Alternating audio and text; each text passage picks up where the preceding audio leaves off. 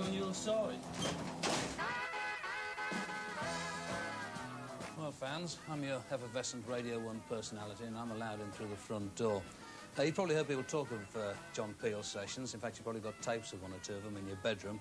Have a word with you about that later on. But I thought you might be interested to see what actually goes on at one. In fact, I'd be quite interested to see what goes on at one myself, because I've not been to one since Jimi Hendrix, I think, was the last one. And all of these boys here, they all started out on the programme quite some time ago now, of course. Let's go down to the studios and see what goes on.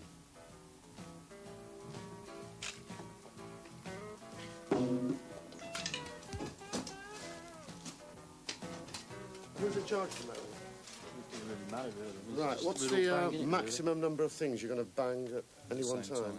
3 fire extinguishers and a kick. 3 fire extinguishers and that. Are you tuning those to anything this time? No. No, right. You're probably wondering how we come to choose bands to record these sessions, and it's an arbitrary and entirely unfair process, really. We choose some of them as a result of having made excellent records, of course, and sometimes bands come in having recorded a good session for us or for some other Radio 1 programme. And occasionally, not very often, we choose a band from a demo tape, because we get sent an extraordinary number of demo tapes from all over the world. So about 1 in 20 we get to hear, and we occasionally pick a band as a consequence of that. Tools You Can Trust we chose because they'd made an excellent debut single, and on their first couple of sessions they recorded Duane Eddy numbers for us. And as far as I'm concerned, anybody who does a Duane Eddy number is just about fine.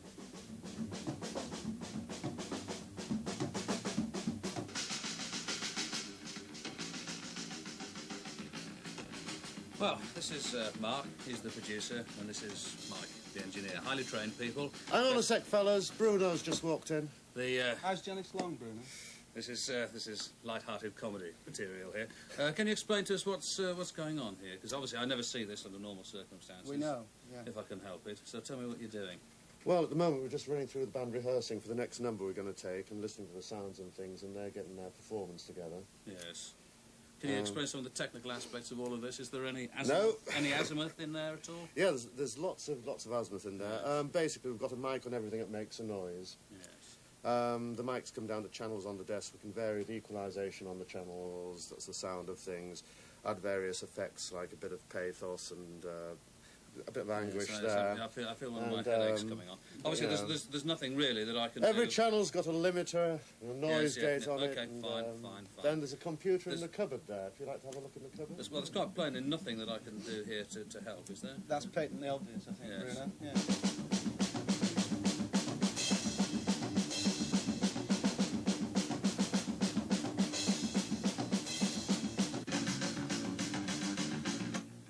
Well, like most records, the finished product from these sessions need to be built up track by track, instrument by instrument, or so I'm advised. The first step is the recording of the backing track.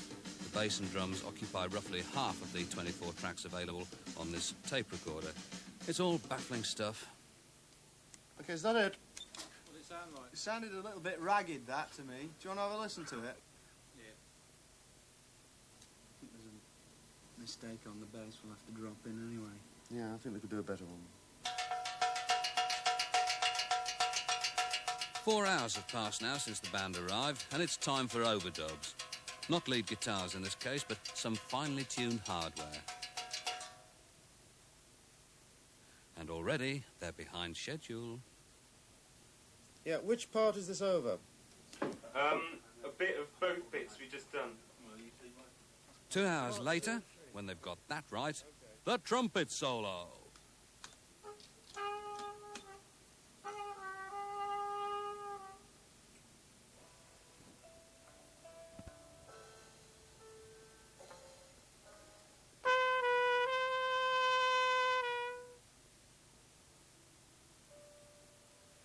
And yes, friends, that's it. Looked efficient enough to me, but it's taking rather longer than Mike Robinson would like. Well, we're a bit behind schedule. Basically, the band are quite unrehearsed for this sort of thing. And it's not the sort of band where the backing track consists of everybody playing at the same time. We're doing it in bits and pieces. And unfortunately, when this happens, we get pushed for mixing time. That's where it differs to producing records. You're not trying to get the best possible product. You're trying to get a product within a given time. And when a band are like this, very unrehearsed, we're actually working parts out in the studio.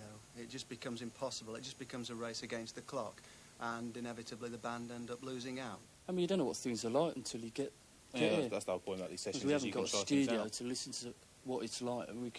We only know in our rehearsal room. It's not like we've got enough money to go into huge, incredible recording studios, you know, to practice. And we can't have people playing trumpets and loads of different instruments We don't all have at them the with same us. time because we don't have them with us. So this is like where we work towards the final product down here. I mean, it's pointless if you're just coming down here to do what you're going to put on the record. It's just a waste of time. I mean, we come down here to do something we're not quite sure exactly what it's going to turn out like, and we just work to make it good, and it usually is good. All set? Yep. Right, big performance. Here we go.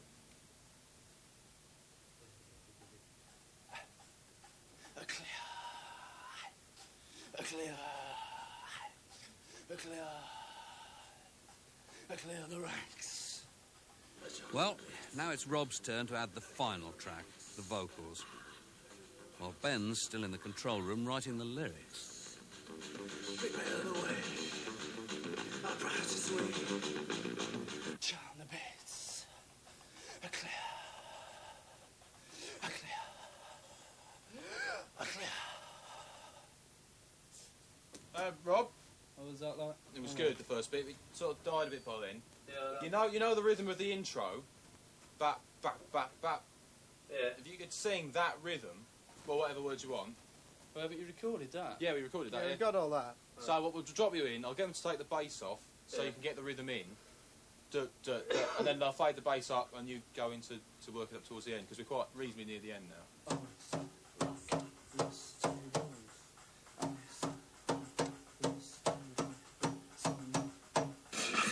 It's not singing.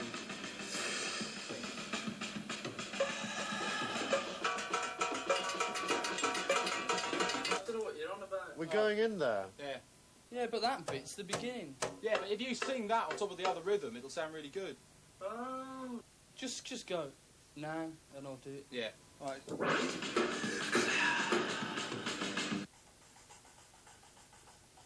Charles Manson books are clever. Just silly. Nah, we won't have that. Hey! Yeah, that was fine, Rob. I don't like the silly bit there. We'll drop you in from there, and you're back to what you was doing at the beginning. Of course, by this time, I've long gone like a turkey through the corn, in the words of the old song, and I'm even now droning away on the radio. But eventually, the band are invited into the control room to help sort out a final mix of Crammed Down the Throat, just one of the 3 songs produced at the session.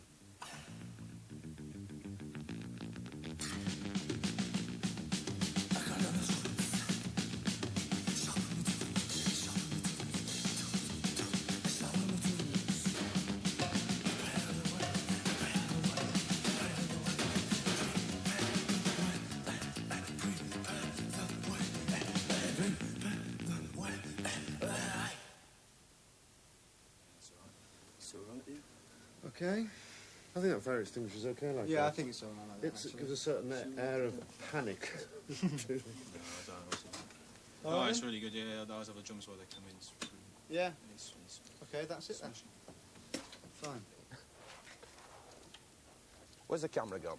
Hello, over here. Tools you can trust. Recording a John Peel session, which goes out at 10 o'clock tonight if we can get it all back in the box. John, everyone from Pink Floyd to Susie and the Banshees has done sessions for your programme at one time or another. But since Radio 1 management has cut you down to what's been called the 3-day week... Yes, lots that's of what I bands, call it. What you call the 3-day week. Lots of bands, I would imagine about 30, are going to miss out on John Peel sessions now each year. How do you feel about that? Not too good, I must admit, because obviously I've lost a quarter of my programme, so we've lost a third of the sessions.